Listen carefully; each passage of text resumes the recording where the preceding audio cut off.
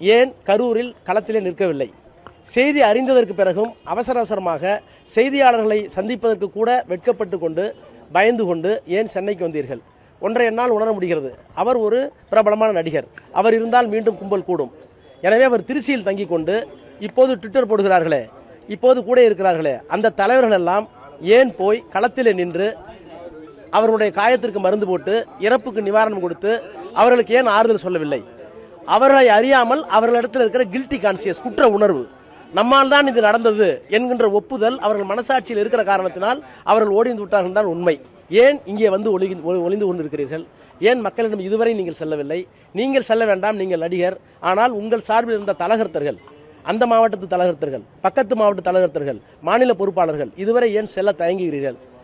அது நீங்கள் உங்களுடைய குற்ற உணர்ச்சியை காட்டுகிறது என்றுதானே பொருள். இன்னொன்று, இப்படிப்பட்ட பதிவுகளை எல்லாம் போடுகிற ஒருவரை கண்டிக்காமல், கட்சியை விட்டு நிற்காமல் இன்னமும் உங்களோடு வைத்துக் கொண்டிருக்கிறீர்களே, இது இந்திய அரசியலுக்கு, தமிழ்நாட்டு அரசியலுக்கு நல்லதா என்பதை கேட்க விரும்புகிறேன். அவ்வளவுதான்.